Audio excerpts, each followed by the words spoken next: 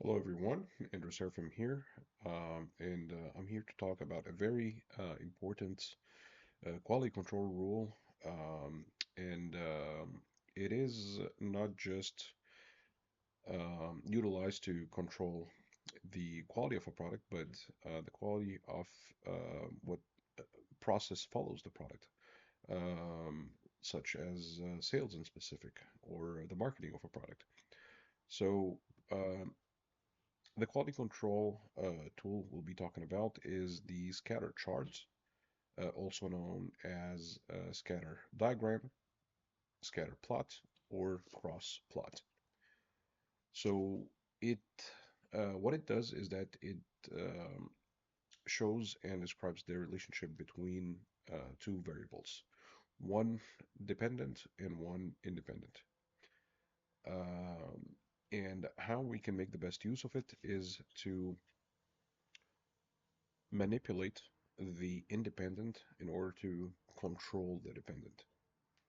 So, for example, we want to see a certain quota in sales being met. So we do our scatter chart or scatter diagram to plot data for both of our variables and see what are the main causes to keep our sales quotas being met and to keep our numbers up. So, for example, we want to measure the amount of sales of a particular product in a particular region. So we see what is, for example, the age group. So let's say if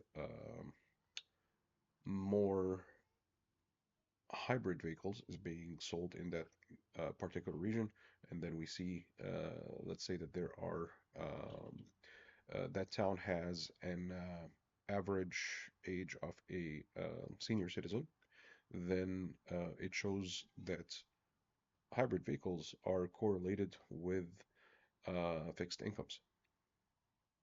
And this is how we can target which product we can sell where. Also, if you'd like to measure, let's say, the amount of cups of hot cocoa being sold during or across the year, we'll notice, for example, that more are being sold during the colder seasons of the year. So the independent variable in this particular case is going to be the weather and the amount of sales of hot cocoa um, going up would be depending on that colder climate.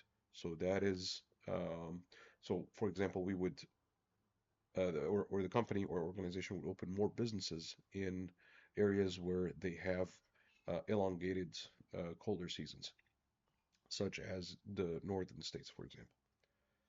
And this is, in a nutshell, the scatter chart or scatter diagram.